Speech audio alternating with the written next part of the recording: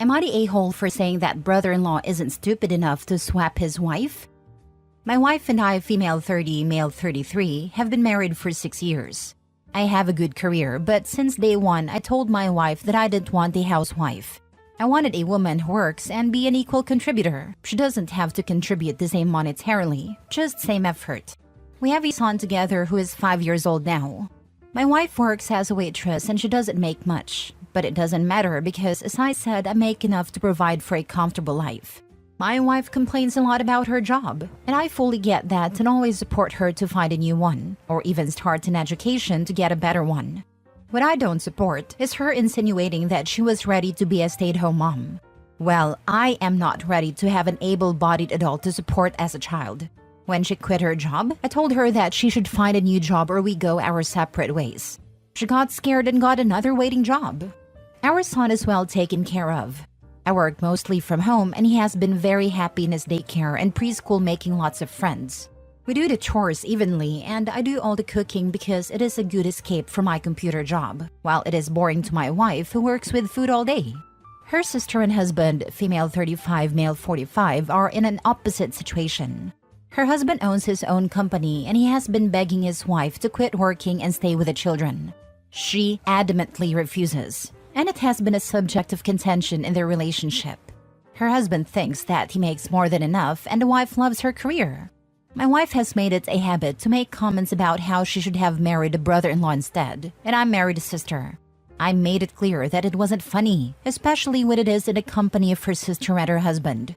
She complains how it is unfair that she wants to be a stay-at-home mom but isn't allowed. Last time, it was on Saturday, we were invited for dinner with her sister and her husband. That's when my wife started complaining about her new job, and her sister and husband were very sympathetic. Then she said, "We should just swap spouses here. This is so unfair that I am stuck, and my sister doesn't even know how lucky she is." I was very angry and said, "Well, only an idiot would let your sister go." Everyone chuckled but my wife, and husband said, "Yeah, I would be a moron to let a woman like this go," and kissed his wife. My wife became very silent afterwards and she hasn't spoken to me since. I think I hurt her, and honestly, I think I'm done because I'm exhausted. Your wife was being manipulative. You shut this down, let her pout. Then tell her you will absolutely not tolerate manipulative behavior going forward. Or be done now. Either way, her behavior needs to be in the past. OP's wife better wake up or she'll find out what it's like to be a single parent rather than a stay-at-home mom. If she thinks her life sucks now, wait till she's a single parent. Not a-hole. Staying at home parenting only works when both sides agree to it. It's not a free get-out-of-working card that you pull and try to manipulate your other half into. In addition to the crap she pulled with a brother-in-law, which is pure disrespect to all the other three at the table, simultaneously insinuating that 1, brother-in-law would have picked her over his wife, 2, that his wife/her sister can be easily replaced, and 3, that her husband, OP, is just as easily replaced for someone with the ability to let her stay at home and be a freeloader. Your response may be harsh, but she deserves it. Not the a-hole, but your relationship is unsustainable as you want different things. Outside of couples counseling, this wedge issue will grow. Lol at wanting different things, she doesn't want to work. What's she realistically going to do? They can split up and she'll be a single mom. Yeah, that'll be less stressful. She might find a man who wants a housewife, and OP would be paying child support and alimony since she earns probably a lot less. I think OP and his wife shouldn't have married because they wanted different things from a partner. I mean, they can't change the past. They're in this situation now. All that can be done is to try and find a compromise to stay the course or go their separate ways and deal with the consequences. People don't know what they don't know, and they probably didn't marry knowing they'd be at this standstill. Edit/mini update. Thank you, everyone. You have provided me good perspective, and I didn't expect so many replies. The majority seem to think like me, so I'm glad that I am not completely off the rocker. I have been thinking about my situation for some years now, and I don't remember when I last was happy. Every time I approached divorce, she would promise to start looking for schools and change careers. It'll probably happen now too, but we need to rip the band-aid off this relationship. Neither is happy. We don't have alimony here, and no child support since our son will have divided time between us. She will have to find a new job or work more hours at her current job to provide for herself until she finds/if she finds a new provider. But that won't be my problem anymore. I am done. Thanks. Next story. Am I the a-hole for thinking that my younger brother does not deserve to have 50% of the family business? I'm 30 years old. I've been working at my family business since I was 13 years old, with about 3 years off from 20 to 23 years old to other jobs and then return again. So about 14 years in total. I work every day about 5 hours to 16 hours shifts, average 60 to 70 hours a week, except for January and February that are almost totally off because of off-season. My brother is 22 years old, going on with his studies, and has not worked even 10 days in total because my parents love to spoil him, and has just started an unpaid internship in IT through my connections. My mother and father are 50% owners each, and I get paid as an employee even though I have many bonuses and investments they made for me. Most of my decisions in the backroom are taken by me, and I also take care of almost everything, such as meeting clients, finances, web management, social media post and support, email support, driving, etc., etc. My mother just told me that when she'll step down, her 50% part of the business is going to my younger brother. I think this is totally not fair.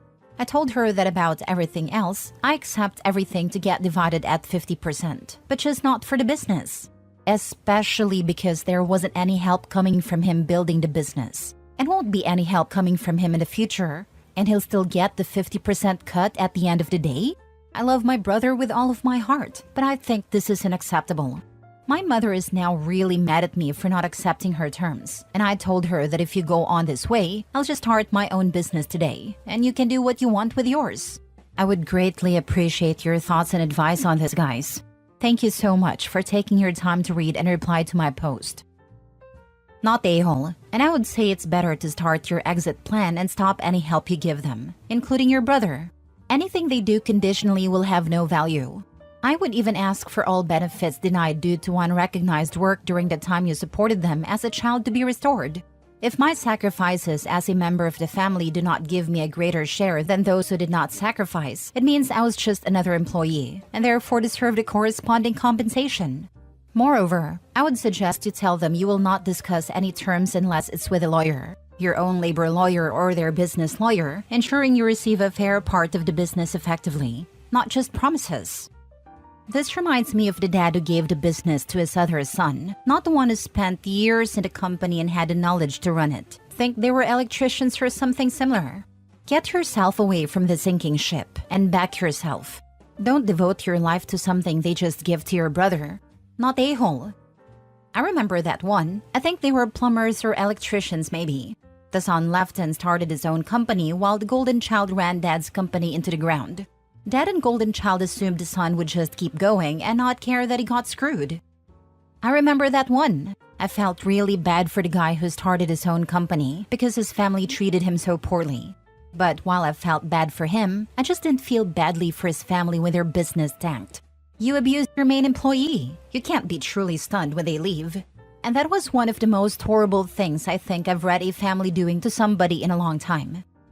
There was another story where OP worked his way up the business and didn't go to college, while his brother studied business management. When the brother graduated, the parents gave him control of the business. The OP resigned and started his own business in the same field. Within a few years, OP's company flourished, while the brother ran the business into the ground, mostly because he lost clients due to bad decisions and they moved to OP's new company. Then his parents wanted him to give the brother a partnership in his company, but he refused and offered the brother a job as an employee, in a lower position and at a starting salary. I think the brother refused, and the parents were angry. Next story. Am I the a-hole for not ordering food so I wouldn't have to split the bill? I, 27 male, have been a part of a small friend group, around 8 people total, basically since college. For some background, 2 people from the group, Susan and Greg, are just absolute leeches. Going out for lunch? Expect them to order the most expensive on the menu, then feed you some sob story about their finances and then dump half the bill on you. Last weekend, Dan, one of the people from the group, told me about a casual dinner. I told him how if Susan or Greg were there, I wouldn't be able to come. He tells me that they would be there, but I should just put my opinions aside and come just once. This is kind of where I might be the a-hole. I agree with him and told him I would be there. I show up and we all get to talking. Everyone began putting in their orders. Most of them spent about $40. There were only about 6 people there. When it gets to Susan and Greg, they both order expensive dishes, around $200. When it was my turn to order, everyone looked at me, but I just picked up the menu and pointed a $4 Miller Lite and sent the waiter away. Dan asked why I hadn't ordered anything, and all I said was that I lost my appetite. The other 2 friends got up as well to cancel their orders and just have drinks. After the main courses came out, I saw Susan and Greg picking at their food. The waiter then brings over the check. Greg then grabs the waiter and asks him to split the check 6 ways. I stand up and correct him, saying the check was to be split 3 ways. Greg looks at me confused and asks why, since we always split the bill. I reminded him that 3 of us had not eaten any food, so we would just be paying our drinks. So basically, at the end of the night, Dan, who probably only ate around $50 worth of food, was stuck with a $146.98 check at the end. Yes, I remember the exact number. I swear I saw his jaw dropped when he picked the receipt up. I slid a $10 towards the check, said goodbye everyone, and walked out. The next morning, I found my phone full of texts from Greg and Susan, telling me I was an a-hole for not ordering any food and forcing them to pay more than they had accounted for. I honestly laughed because the steaks alone were more than what they had paid, but to each their own, right? I also got a lot of messages from Dan saying that I could just have not come instead of pulling that stunt and getting him stuck with an outrageous bill. Edit: at this restaurant, the bar is separate, so drinks are on a separate bill, if that makes sense. And if anyone is concerned about leaving a tip, I live in Australia. To clarify some things, 1, 90% of restaurants where I live, they don't do separate checks and might separate the bill for you if you're lucky. By the way, this post is in Australian dollars. 2, Dan could have easily asked Greg and Susan to transfer him the money if he wanted, but it's always been about helping them through their financial hardship even, though they're just using him and keeps dragging me into it. I admit what I did was immature, but I'm tired of being forced to play along. It's his money, and if he wants to spend it on them, that's fine, but I'm not paying for them. 3, also, Dan's a really good friend of mine, albeit blind AF. I was just trying to get him to see what kind of people he was helping. I will admit, it was a tad bit petty. Now for the top comments. I also got a lot of messages from Dan saying that I could have just not come, instead of pulling that stunt and getting him stuck with an outrageous bill. You try that. He didn't let you. This is entirely on him. He fooled around and found out. Not the a-hole. Don't even start me about Susan and Greg. They actually had to pay for their own meal? Poor babies. I think this is extra brilliant, and what a bonus that the other people at the dinner realized what Opie was doing and went along with him. How perfect to get Dan alone stuck with their bill. Maybe he'll stop inviting them, and you can all hang out instead of having to deal with Susan and Greg. Susan and Greg still didn't pay for their own meal. Dan paid 1/3 of each of their meals. They still got a discount. The steaks they ate cost more than they paid per OP. For real, one time a meal with my friends was like $2 more than anyone else's, and I offered to cover my own check because I felt like a mooch. They were like, you're fine. I couldn't imagine ordering that much food and expecting everyone to cover your bill. This is hilarious and a smart overdue move. No prizes for guessing what Dan will order next time. Last story. Am I the a-hole for kicking out my friend after I caught her planning a secret home remodel? So I inherited a house from my dad a few years ago. It's a 3-bedroom place in a nice neighborhood where rent usually goes for about $2,500+ a month. Since I don't pay rent but have to cover upkeep and insurance, I figured having a roommate would be a good idea. One of my close friends who works from home seemed like a good fit. I did the math and decided $800 a month would cover everything comfortably. When I offered her the room, she asked if she could pay $500 a month for the first few months until she got settled in her new job. I agreed because $500 still covered the bills, and I wasn't looking to profit off her. A few months in, she started acting really weird.